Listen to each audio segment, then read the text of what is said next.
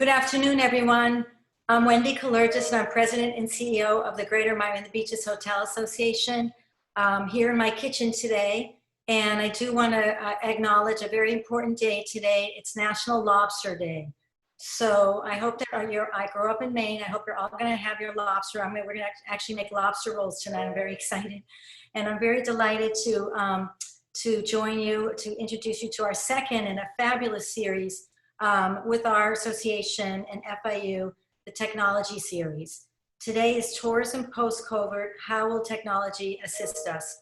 And for those of you who were not able to attend last week, this series is amazing. I'm so grateful to Dean Chang and also Mike Hampton for putting this all together and really coming together. And they're really our wonderful partners in education, and we couldn't have done it without all of you.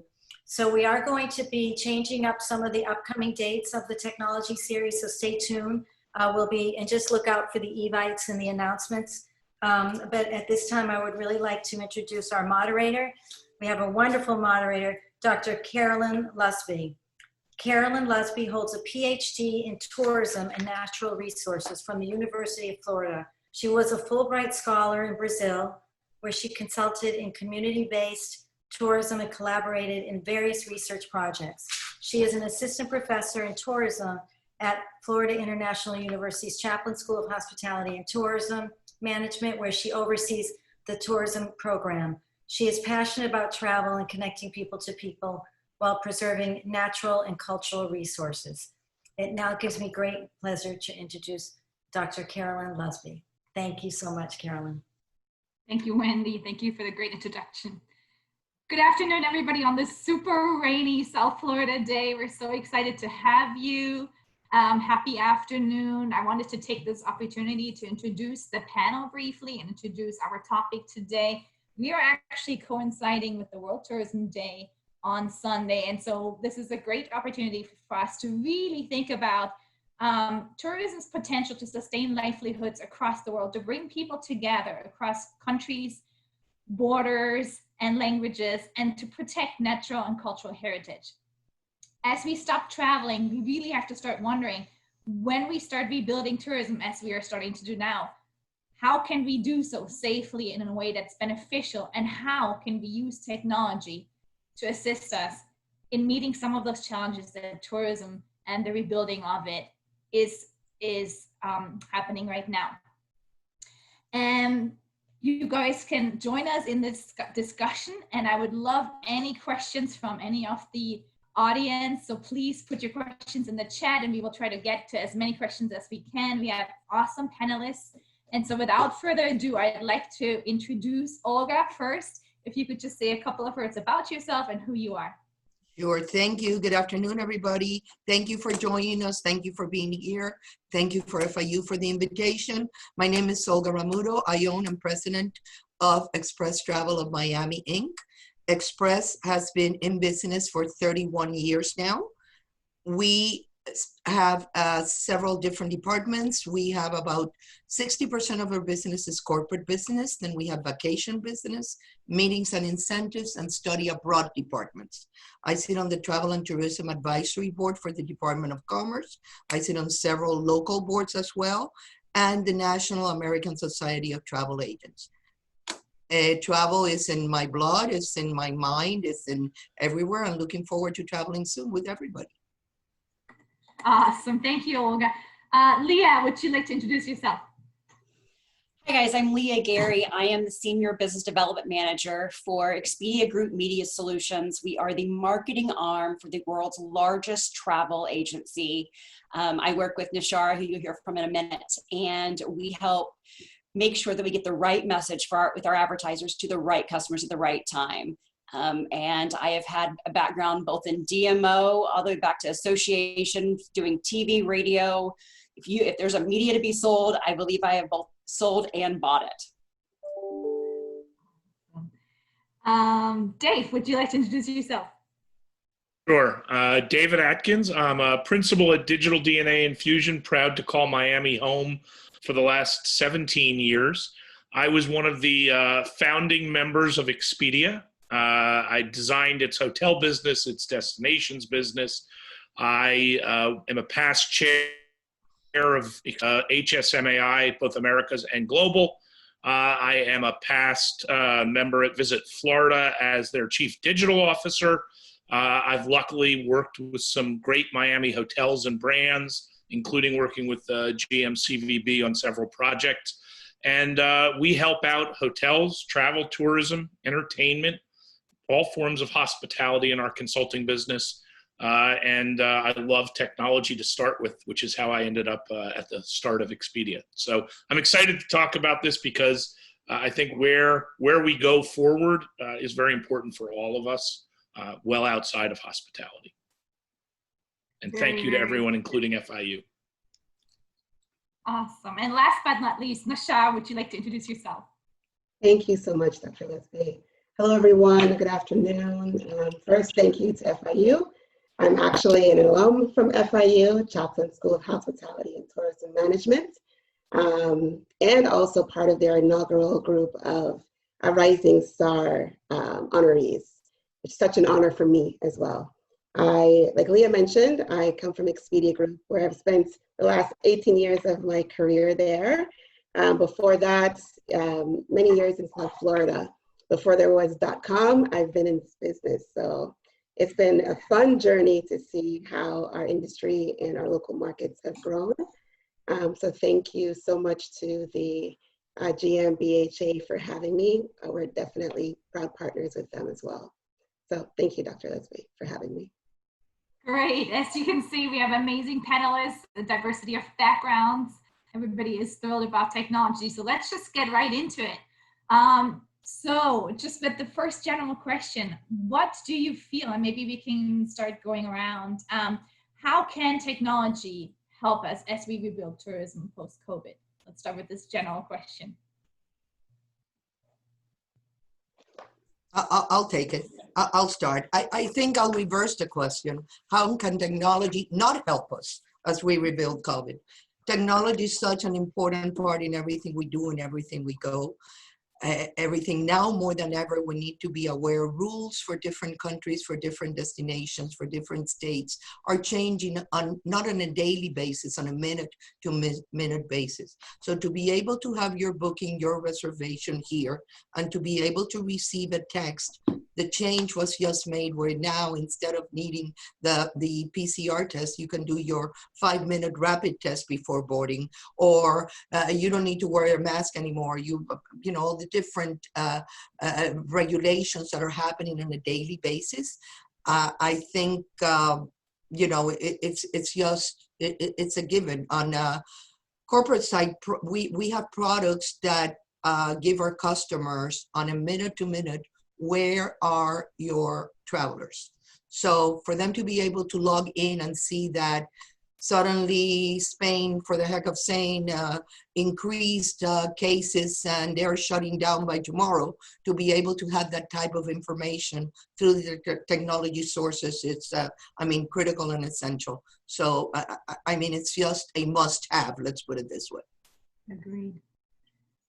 And Dave, you mentioned something when we briefly talked before and about this consumer sentiment of wanting to feel safe and secure. So this up-to-date information is so essential, right?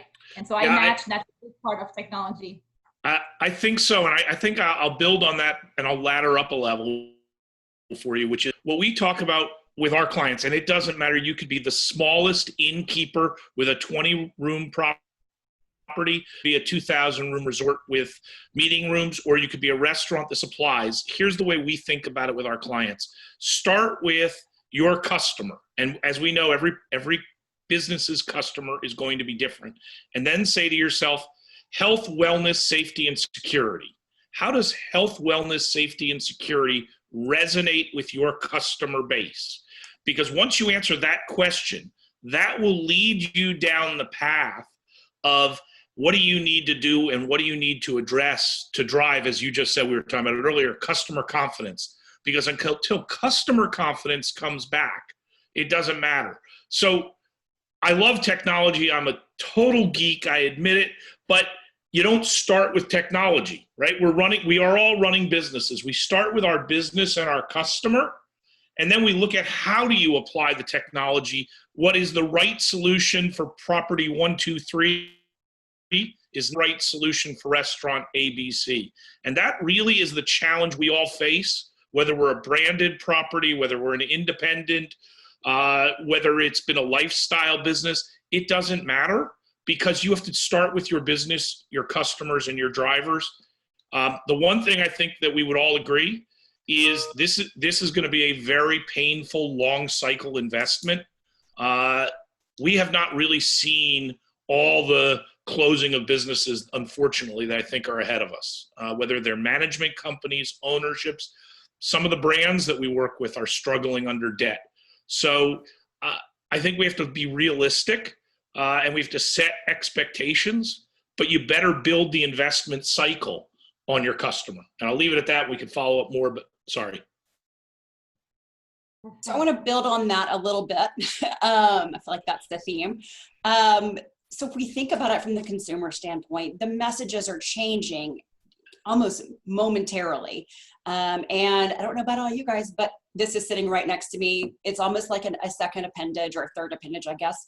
And it never leaves my side. So it allows us to change our message. That's one thing great about the new digital opportunities with advertising is we can swap out messaging really quickly. Whereas in the old school with, print or even billboards, it's there.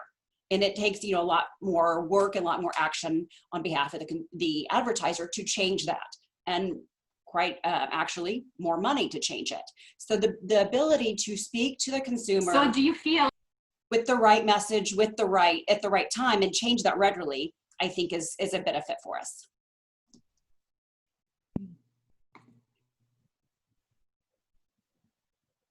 Hi, everyone. Did you want to follow up something on this? Yes, I did. Thank you. I think I lost my connection there for a while. I may have missed a piece of what Leah was saying, but I'll jump in on the question about technology. Again, to build on what everyone is saying from both sides.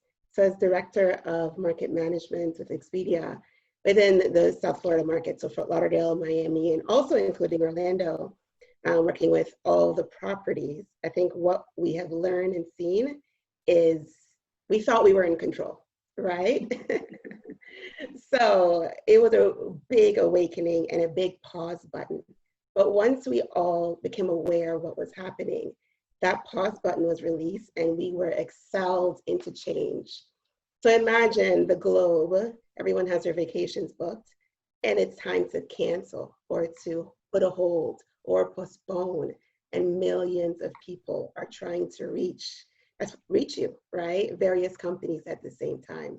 I think many companies like our own at Expedia Group, we had to learn how to take care of our customers in high volumes like we've never seen before. And we had to change the technology to be able to do that rapidly. So that's something that we've seen. And we've gone through further iterations on our sites between displaying some of the health and safety that David mentioned, so that it can be seen on Leah's phone right away. She doesn't have to wonder if the hotel room has sanitizer in it, for example, as well as much more flexibility options that we can talk through. But it was just a big wake-up call and a demand on us to become fast in what we do. So what are those? Oh, go ahead, Olga. I'm sorry, just wanted to comment a little bit of what Nashara did mention, and again, the importance of technology. Think of companies, well, Expedia has millions, we have thousands of customers, and then we need to manage all their unused tickets for future, all their cruise credits, all their hotel refunds, all their tour cancellations. How do you do that without technology? It's simply impossible. So for us to be efficient, for us to be accurate, for us to be fast, for our customers, it's the only way to do it. So we all agree that technology, without it, we cannot do, and you rephrased this question so well, what could not happen without technology? I would like for you to maybe think about some specific technologies that are essential that you feel like we cannot do without. What are those specific technologies or innovations that we really need to make it happen? David, do you have any ideas? Do you want to start Sure. up on this? Well, those that know me, I always have ideas. I think the first thing to say, I hear Leah laughing and Nishara laughing. Well, they should. So the first thing, as I said, is the answer is not ubiquitous. But let's just focus on a hotel in this environment for today. It doesn't really matter what kind of a hotel we're looking at. If we believe that in a post-pandemic world, there's a treatment, there's a vaccine, and they're reasonably well distributed. I don't care if that's 2022. The question is, what's still with us? Let's assume that your business has survived, and so what is still with us? And what I would say is, if you look at the terrorist attacks of September 11th, we got to look for some kind of an analog to try to put a frame around. Travel changed at least since 9/11 in dramatic ways. In the US, since we're predominantly probably talking to US audience, the way the TSA gets you through an airport is completely different than it was pre-9/11. So what will survive in a post-COVID pandemic? Hard to say, but I think there are a couple that we can look at just looking at, again, customers. Before customers come back, I don't know how many of you have now actually been out and about. I know our panelists probably have all seen this, but there is technology now in place where when you walk into a building, forget a hotel, it will immediately give you a facial scan, it'll scan your temperature, and it'll give a readout. That kind of passive technology is likely here to stay for the foreseeable future. Because even once we have this world where people say, okay, there's a treatment, there's a vaccine, that doesn't mean that all of us say, well, I don't care. I'm okay if the person next to me has a 103-degree fever and is coughing. You know, I think that we will see the US travel market look more like Asia. People will wear masks voluntarily, but hotels that want to inspire confidence are going to have to show new cleaning procedures. So I can give you specific technologies later, but let's just look at three things. Robotics are going to be bigger. Automation is going to be bigger. That could be in your PMS, in your CRS, but guest empowerment. I mean, Leah talked about it. It's the device. And then you have to build that health, wellness, safety, and security. So yes, I think specific, I could name a dozen of them. It's the temperature taker. It's in your cleaning, the UV light, if that proves to work. Again, I don't know that it works. I know that in New York City, they're running a big test, have been for 4 months. They think it's working. But those sorts of things, those are going to be new hotels that I don't know how the hotel yet is going to pass, especially to a cost-conscious, health and wellness, safety and security aware customer. So we're going to have more costs in a business that we were already struggling under the costs and less ability to pass it on to the customer, at least in the short term, because you're going to have irrational actors in the market who could be foreclosed properties simply trying to cover their operating costs. So I could pontificate a lot longer, give you the names of companies if you want them, but there's a start. I hope that answers that question. So I absolutely agree with David on that. There is, I think, all the technology he named and some that we haven't even thought of or heard of yet because our mindsets have changed. We could come out with a cure, whatever, some sort of way to prevent it, cure it, whatever. It's not going to change the fact that we have gone through this situation, we've gone through this pandemic, and all of our mindsets are changed. We're going to look at things through a completely different perspective.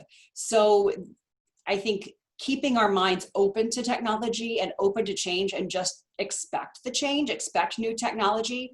Also, I have seen a lot of my partners moving towards no contact, no touch. I work with several rental car companies and they are trying to find basically no human contact check-in. Go straight to your car and you're there. So the more we can make utilizing technology to make our travelers feel safe and comfortable and even that healthy is going to help a lot. Right. Leah, you mentioned the rental car companies. I think there's a lot of talk and thinking about that whole connected destination where a traveler does not have to do any touch on any point. They have the hotel key and the rental car key already in hand. If they want to visit a museum, it's all online, it's ready to go, it's on their phone. And so what are those technologies that we need to develop to make that happen, so we can have those digitally connected destinations that are no touch, and where we can actually facilitate visitation, you know, and organize it so that it can be socially distanced, and we can make those last minute changes like you were saying if we need to, you know, based on demand. So there's a lot of technology already out there. One of my companies, Enterprise, does that already, where they, you know, you check in and it tells you go straight to car and seat 4 or whatever the direction is.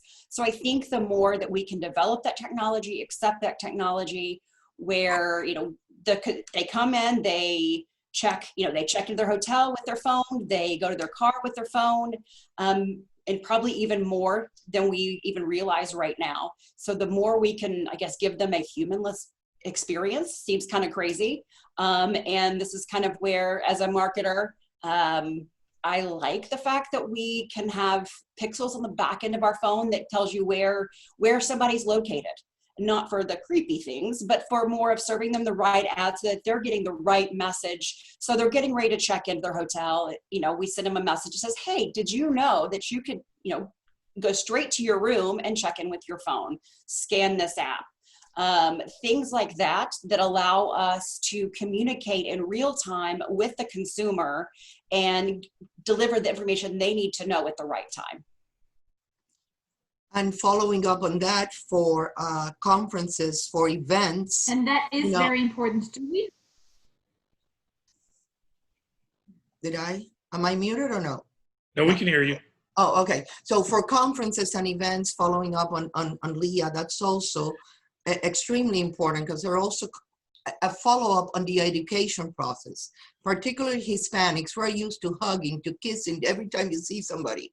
So to have on your phone something that as you're getting close to somebody, don't hug, don't kiss, you know, the education part and the social distance part, with it's the constant reinforcement of what needs to be done. So Olga, I wanted to touch on that really quick. I saw a really neat, and I honestly don't remember where I saw it, but there was a conference that was being held right now, and they had different color badges, and they had a key to what the badges meant. So making up the colors here, red meant I'm okay with hugs, and green meant stay 6 feet away. And there was another one that said, you know, I'm okay with hands. You know, there was little things that meant how much contact the different attendees were comfortable with. And I thought that was a really unique way to communicate non-verbally with, hey, this is what their comfort level is. Absolutely. Cool.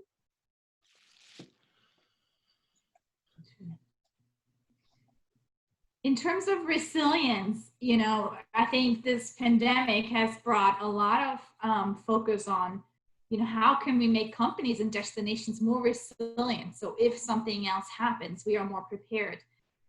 What do you see the role of technology in terms of increasing resilience? I can jump in. So where do we see technology in the terms of increasing resilience? When in Leah's department, right, where I look to Leah is for inspiration. Every time I see a campaign, it reminds me of what I'm missing out on. It makes me think about, okay, is it time for me to venture out, right? So I think we can use technology to continue to keep travel and the love for travel and what it does to us and for us front of mind. On the other side, on the lodging side, everything that I just heard on the last question, it's so amazing that it brings me back to the core, really, is cleanliness, right? Which maybe we went a little bit too far, got too relaxed, you know, took too much for granted. But that's, technology will be created, money will be, industries will be created to enhance cleanliness at the root of it, right? The other thing too is flexibility. So I think for all the technology that comes and all the policies that come, look at, airline industries that are allowing us flexible fares, cancelable rates without having to pay additional for it potentially, right? So I think on the industry side, it's making our business more flexible for consumers to be able to not only feel safe and healthy, but make it fit within their lifestyles, because life, is not as in our control as much as it was in the past. So we have to adapt to that. So I'm going to be the Debbie Downer on this one. I certainly agree with where Nishara was going, but I think the question, if you think about it, resilience on the business side, I actually don't think technology can make you more efficient, which is great. But by and large, what's going to make you resilient is your operating philosophy, your investment capital. That's not a technology decision, and that's not a piece of technology. This is when I said at the beginning, how do you apply technology? There's great back of the house stuff you can do with technology because of COVID. You can make your housekeepers more efficient, not touch the rooms. There's all sorts of things we can talk about that technology will enable. But I actually think, because as I said, I think technology becomes a cost on a business that in this environment is going to have tough time recouping it. It's going to change the investment philosophy. And maybe that's a good thing. Get back to the point where hotel owners, instead of looking for a daily, weekly, monthly, quarterly return, will look at this and say, this investment, to Nishara's point, this is a lifestyle running a hospitality company. I'm going to break even this year and I'm going to be happy with that. But to me, that's not a technology place. We got to use the technology to support it. So there's really cool things happening. Somebody asked earlier about, what can we do? What can we build? There are so many people working right now in small startups that are being funded just to fight a pandemic. If some VC was really smart, they would have been doing it 3 years ago and they would have been ready to roll into market. But we're going to get inundated. And I think one of the hard things for operators, whether they're general managers, asset managers, owners, is if you're not already getting what our clients are getting, which is 12 phone calls a day from every charlatan out there selling snake oil, you're going to start getting these phone calls and emails, which is, if you only give me this amount of time, I have a piece of technology that will improve your bottom line. And I think our advice to all our clients, have your business plan first, know what you need. I mean, don't be an ostrich. Keep your ears open, attend great webinars, listen to what people are saying, but don't go buy that great UV light tower just because you heard about it. Now, it may be the right solution if you're looking for UV light in your lobby. But if you don't have a lobby and you don't have a meeting room, you don't have a UV light tower probably. Sorry, go ahead, Nisha. I could see technology helping in the way we collect the data that we need to stay more resilient, to notice those changes in demand that are happening, to notice maybe earlier on when consumers are being a little bit more, less likely to travel or are starting to have doubts. If we had a technology to predict that faster, maybe we can stay more resilient. Yeah. What is your take on that? That, I think, and again, I got to be very careful here, but I think that exists in some of the revenue management and yield management companies today. The problem that everybody is facing is there's no pattern to build it against. All of a sudden, as we know, demand fell off a cliff. We can all debate when it's going to come back, how it's going to come back, if it's a V, if it's a W, are we on a long bottom? So I think that's the problem. I think the technology exists. I know it exists because some of our clients are using it. But the problem is, what is the prediction that you're willing to build? Meeting space? Are you ready to predict that your meeting space is going to be 70% occupied at a yield you like in 2021? I don't know a single hotel that is realistic that thinks that will happen. I turn to Wendy and ask her, what she thinks of that. But I certainly know that the technology exists. I agree with you 100%. You got it. Okay.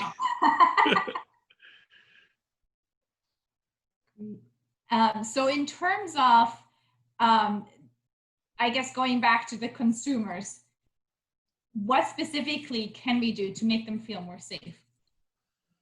And will destinations and companies that are more tech savvy, will they be then at an advantage over a destination that maybe is not so tech savvy and cannot give that up-to-date information that we think consumers need? I think that whatever can be pushed out on this device, on destinations, on what hotels are doing, on what airlines are doing, is what's going to give the customers confidence. That's what's going to give them, you know, am I going to choose a Hilton versus a Holiday versus a Marriott? What is each one doing? Am I going to go on one airline versus the other one because one is blocking middle seats and the other one is not? The more that we can push as to education and awareness, that's what's going to motivate that customer to go one way or the other. The same goes for destinations. What are destinations doing? Are they enforcing masks? Are they, you know, what are they doing?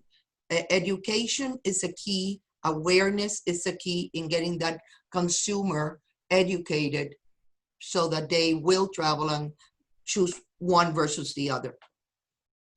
So I want to kind of, I guess, give shout out, I guess, to one of my partners that has done a really good job at getting the message out. So I work with Discover the Palm Beaches, and I cannot remember the name of the certification right now, but they got basically a destination certification, and they got all of their partners to sign on board. And I think they did an excellent job at pushing that message out, whether it be on social media, through their email blast, on their website. I know other destinations have done it as well, yes, but they did an excellent job of making sure that the consumers knew that it was a safe destination. There are some destinations that are doing that, and that's precisely what I mean. Yep, thank you.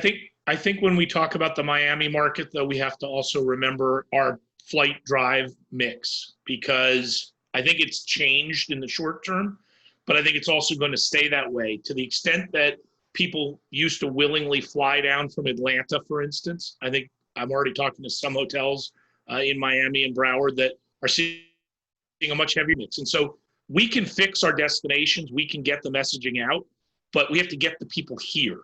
And I apologize because I think I actually saw somebody from Hawaii log on.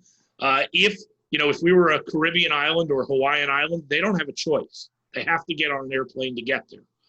So one of the strategies might be, yes, get your messaging right, but also think about how is your guest really going to get to you, at least in the short term, and what barriers do they face before they get to your front door?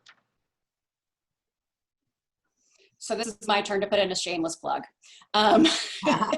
With one thing about technology is we know, and I mentioned it kind of briefly earlier, we know what consumers are doing. And I think I saw a question about, are people are going to allow us to access their information? One thing great about working with an OTA like Expedia Group is we know when people are searching for things. So we might not know it's John Smith from Atlanta that is searching, but we know that we have a computer in Atlanta that's searching to come to Miami in October 10th through 12th.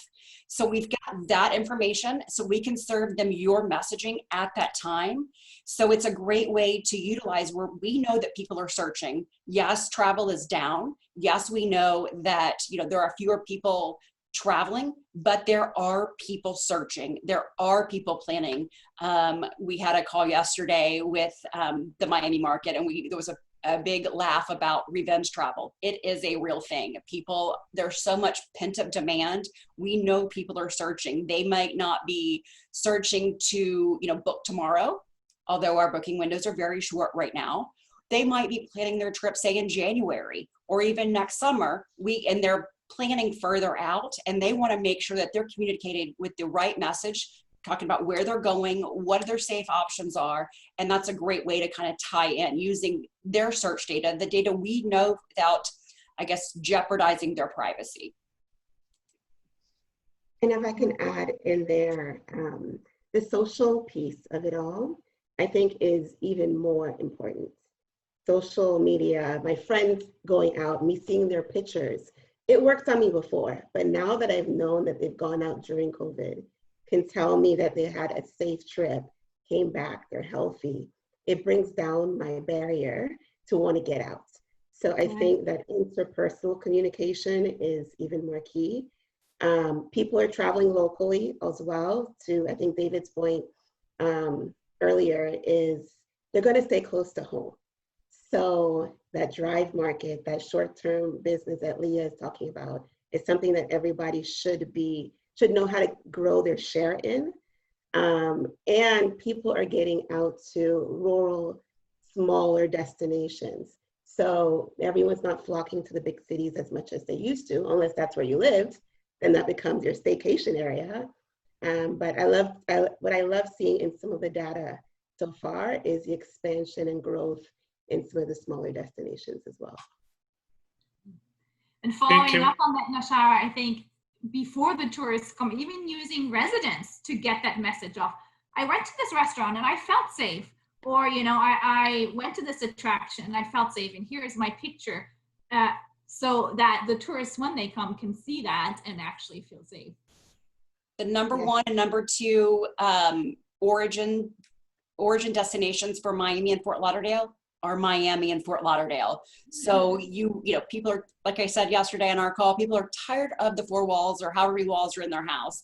They want to get out. They want to see this odd creature we call other people outside of our family. So they're wanting to get out. They're wanting to, even if it's from a distance, they want to get out and see people explore their home again.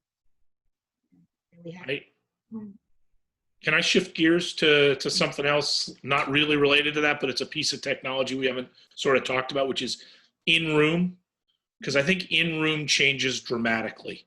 And I know that the hotels, at least that I talk to, are struggling. Again, it's an investment question. How much of it can you play with? But if I think about what Olga and Leah have said, there are companies who some hotels are already working with, who are converting your PMS, your CRS into interfaces that will show up on the phone. So instead of having to have a book in the room that has a menu, that has life safety in it, that has your spa services, we all know that in this environment, no guest wants to touch that. Forget whether you think you can keep it clean. I don't care if you put it in layers of plastic and your housekeepers clean it every day. Guests don't for the television. So there are technology companies today, many of whom are integrated with different PMS players. They didn't have this before, but in the last 90 days, they've been working very aggressively to bring the television remote control into an interface that you walk in the room, you scan a QR code, and it gives you the access to the television. It gives you the access to the food and beverage menus. So I think, again, I don't want to endorse anybody. We haven't done the deep dive, but that technology is rolling into the marketplace. It sort of existed on the fringes last year, 2 years ago, but it was one of those things where everyone thought, oh, that's kind of cool, but why would I invest in that? Well, now you have a reason. So I'm curious for the folks on the phone, how many of you, again, our clients, I think, are dealing with it and thinking about it, but how many of you have seen it and are using it? Or Wendy's leaning forward, so I'll be quiet.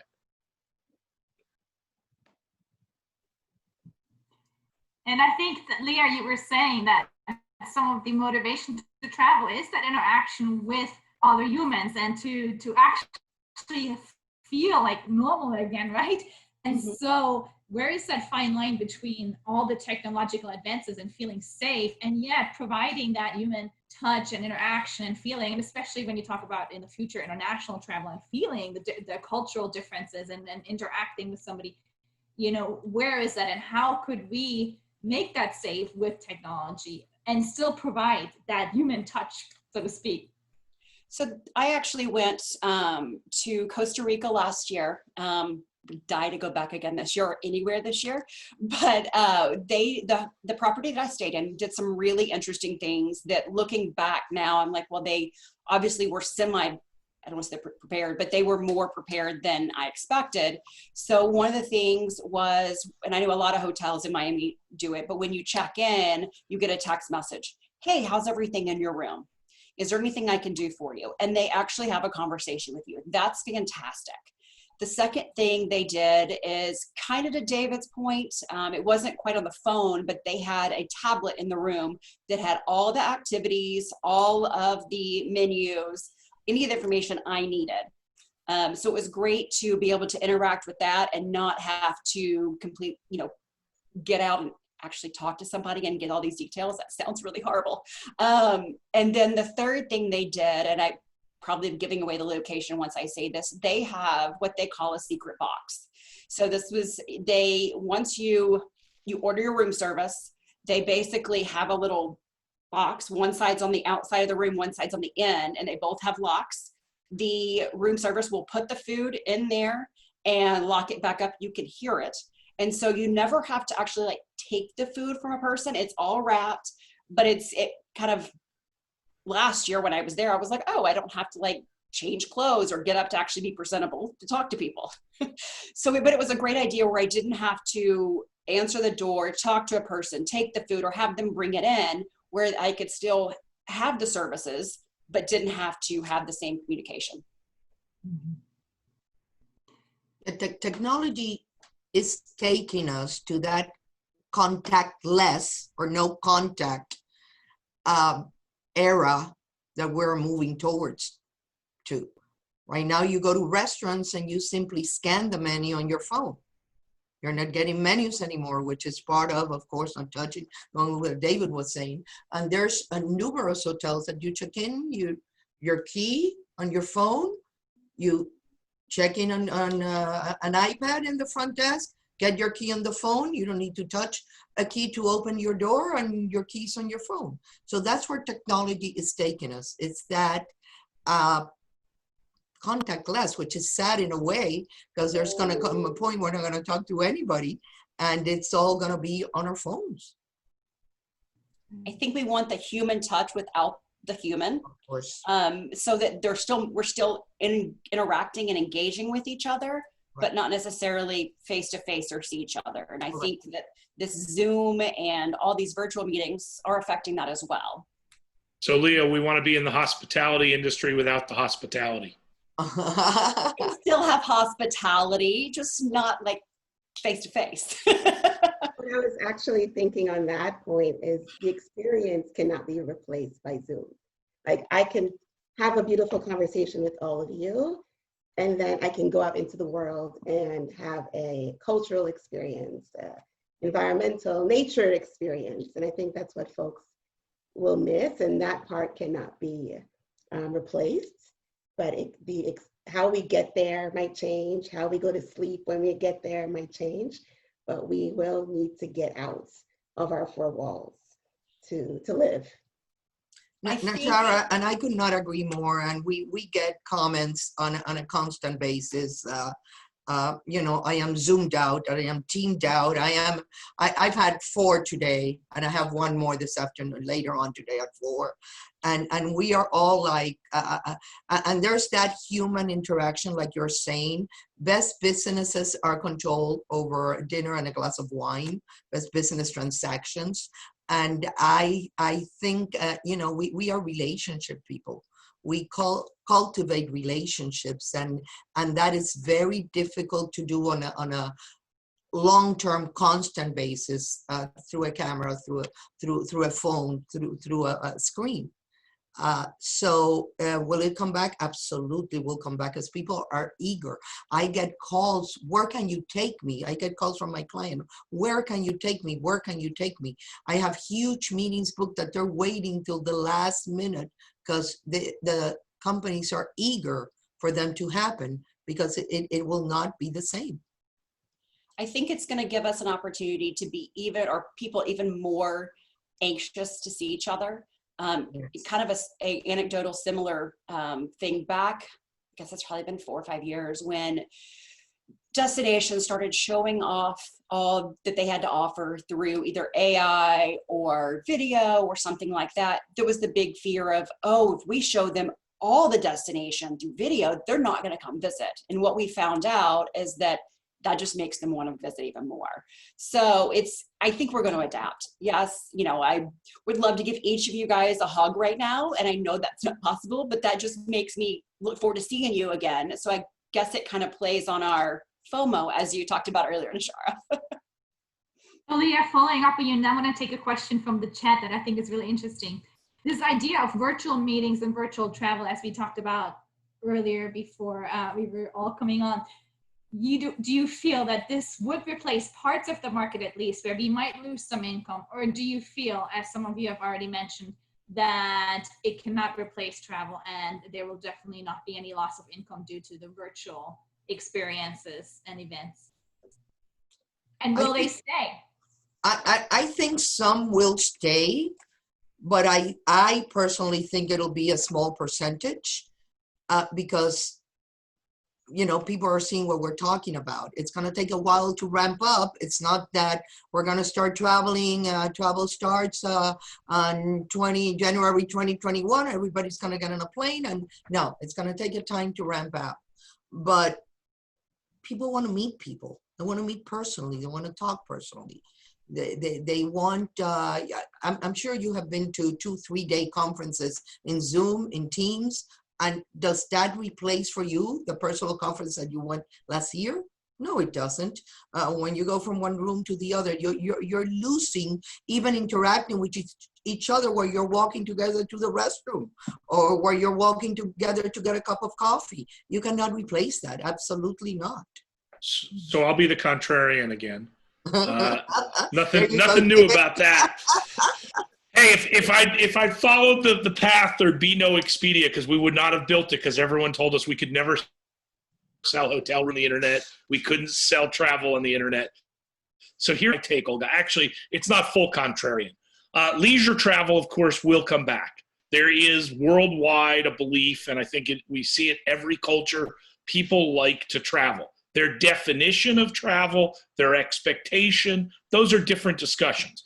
But leisure travel I think will bounce back. The question is time. And that may be 2 years, 3 years, 4 years. We may not get back to 2019 levels, for a decade. But we will get. We don't like you, David. Well, I'm sorry. I hope you know that. I know. I have to say what I think, right? I think the data out there, the intent data is consumers want to do it. Now, when you move over the fence and you move into business group incentive, I think it's a very different question. It's what type of business, what type, right? Weddings are going to happen. So we know that certain kinds of what we would call group travel will occur, but very large conventions where education was the key component and it was not networking. If networking was the key driver, Olga, you're completely right.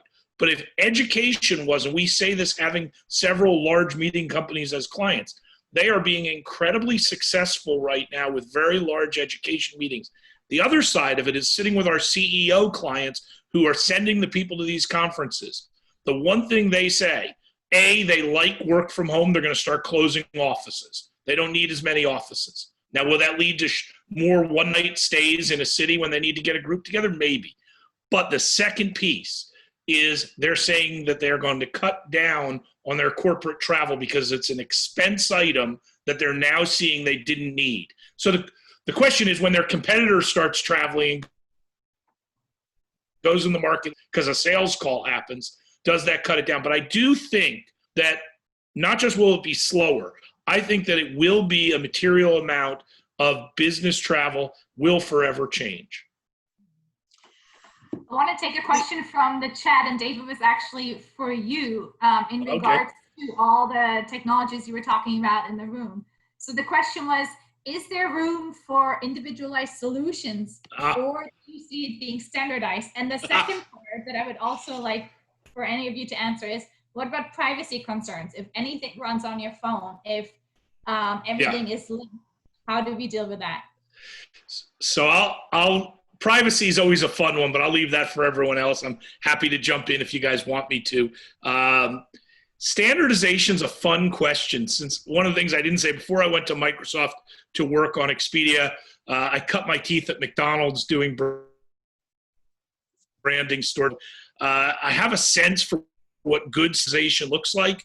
And then having worked with hotel brands for the last 20 years, I also know what standardization attempts look like that don't really necessarily produce results. And what I would say is standardization is aspirational given the nature of how the assets are owned and operated. Even if I believe that a large percentage of the assets are going to go through significant negative financial events, whether that's foreclosure, takeovers, buyouts, pressured sales, what I don't think will happen, unfortunately, is that there'll be a large opportunity for standardization. And again, whoever asked the question, I don't know what they meant. I think you'll get to protocols where everybody can agree that, and I'll get geeky for a second, the API looks like these 7 set of criteria. So that is the interface that allows technology to talk from one piece of technology to the other.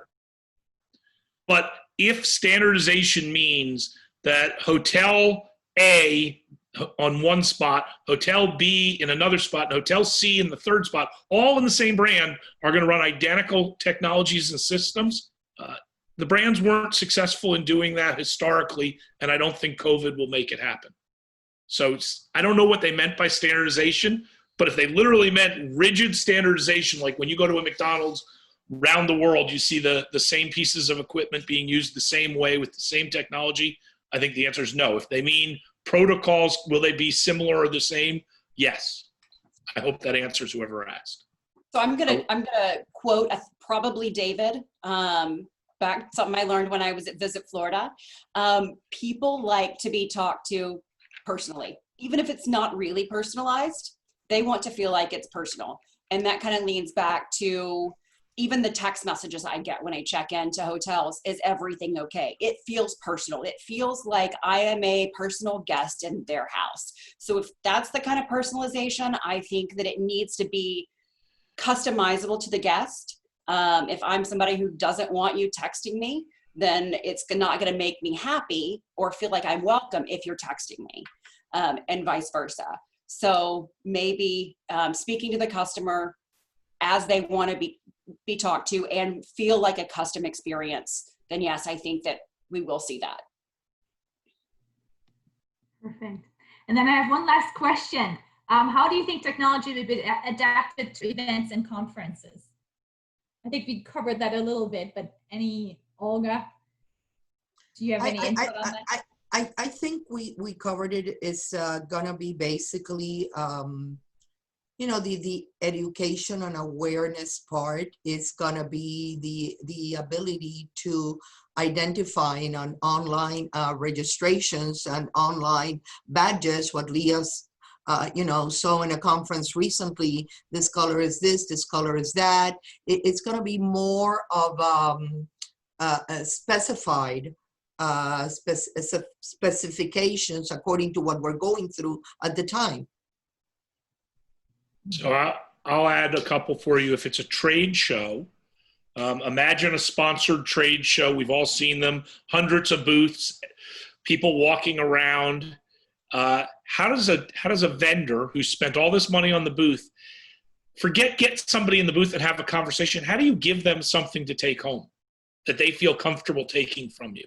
So there are plays, people have had these pieces of technology out before, whether they're badge readers that go into a content management. These things have existed. And again, they've sort of been out there on the fringes. Companies that are really techy have used them, or companies that sort of want to look cool. But I think as we move forward, those are the sorts of easy pieces of technology that exist today that just plug and play and make it much easier. And so a conference host might look at their sponsors and say, you guys can all have your trade show booths, but while you invest in making them look good, we don't want you to give away anything. Instead, you take the information and you can ship it to them from Amazon or anywhere else. Those are the sorts of things that I think are easy plays for technology today. And then how you go about networking, think about that one. How many trade shows, conferences, business events are built on networking today? And if they're built on networking, how do you solve that when there's this fear of getting within 6 or not? They're green. There are technology solutions which would allow you to have face-to-face meetings where you're actually in the room with the person, and yet you can still enable it and support it with technology. But that, again, go back to where I started, put the customer first. If you put the customer first, you'll find the technology that supports it. We only have a couple of minutes left, so there's 2 more questions. So as you prepare your closing statements or any last thoughts, maybe some of you can mention or respond to these 2 questions. One of them is, how will a hotel that differentiates on personal service deal with the increase in robotics, automation, and guest empowerment?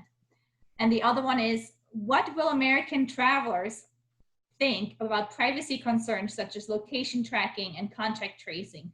do you feel that there might be a hesitation from the side of the traveler? I think there might be some hesitation from this, from the travelers as to, but there's going to come a point when there's going to be no choice. That's going to be the new way of life. That's going to be, if you want to travel, it's not going to be a choice. There is going to be some hesitation. I don't know if I would be happy with it, but if I have to do it, I mean, I wouldn't not travel because of the concern. Let's put it that way. If I can add there too, maybe a bit of personal perspective. If it can help me get out as well, I am willing to share information to enable others to get out, right? So the appreciation, the connectedness between all of us, if we felt we were connected before, it's going to be increased even more, because moving together, being safe together will, I think, rely on all of us to contribute or look at things a little bit differently and be willing to try new things. Back to that personalization as well. And robotics question. I think here's where we need to morph two things together. I don't think they have to operate independently. How can robotics enhance a personal experience? I think is something that we're going to be looking into for all of us. Hopefully the industry will look into, because robotics is going to enable us to get out, right? To get out safely. So I think the blend is going to be key for all of us. So touching on both those questions, first, the privacy, I kind of disagree with Olga and Ishara. We have GDPR over in Europe. We have, I forget what it's called in California. CCPA. Thank you. I knew you would know, David. So they, those are happening. I think it's going to be not what it was in the past. I think there will be ways, like I mentioned, that we do at Expedia Group. We know where people are searching. I might not be able to talk to everybody whose name is David, but I can tell you who's searching, when they're searching, and what they're looking for, which is really all that you need as a hotel. You need to know the person's name or, their eye color. So it's a way to really, still utilize information, but focus on the types of vendors you use and the information they're already collecting in a safe way. And on the technology with hotels or the robotics, there is a hotel in Miami, and I hope I don't get a text message of him getting mad at me for telling this. He's been working with Apple, maybe it's Google glasses, in order to, and does something so the guests wear a band or something, and it scans them so that when they approach a hotel member approaches the guest, it has their name that comes up. So it's John Smith, the room 22. He called about a TV not working. That comes up. So when you interact with the traveler, you can say, hey, Mr. Smith, did we ever get up there and fix that TV for you? How is it working now? So it allows us to have a personal interaction and still give them a customized experience. Okay. Cafecito time, 3 o'clock. Yes. So we are approaching the end of this panel. So are there any culminating statements that any of the panelists would like to make? If I could go back to the comments regarding conferences, David and them, being the future or not, I just want to refer everybody, when the first product for online conferences came on, I think that was 10 years ago. Was it Microsoft Teams? I don't remember which one was it, but I remember the industry panicked. We all panicked. There's never going to be a live conferences ever again. Never. When we got Netflix, I remember we all thought on VHS back then, all movies are going to close. Nobody's going to want to go to a movie theater ever again. Now, when you have restaurant deliveries, people say, let's close everybody's kitchens. Nobody's going to cook. Look at Wendy with her nice kitchen there.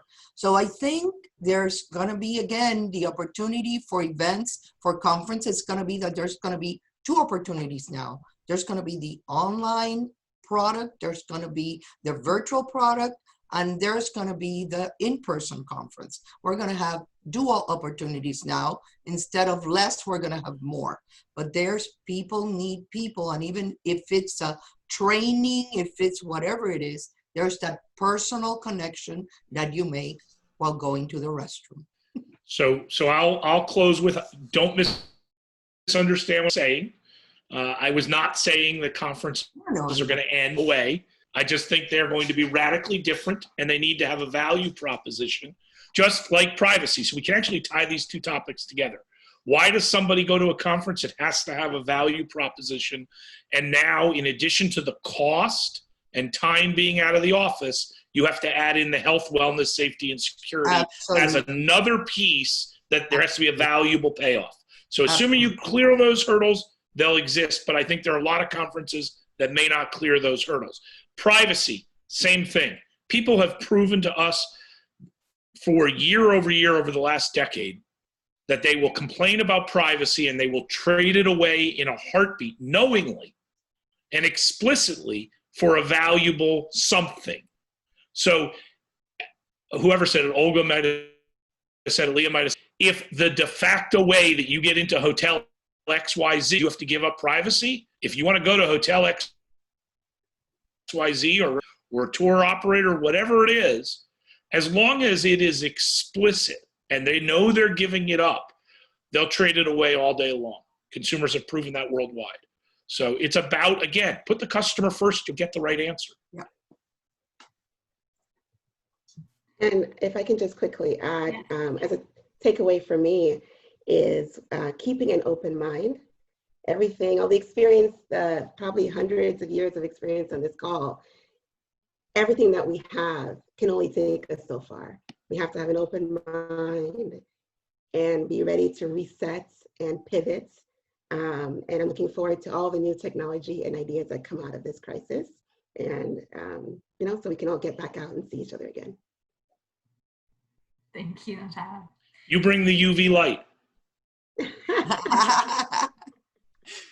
Well, thank you everybody for your time. I know that some email addresses were exchanged for any follow-up questions or further discussions. And we can all look forward to the future, I think, and know that we can create it in a better way. Thank you to all the panelists. Thank Have you. a wonderful weekend. Thank you all. Thank Everybody. you.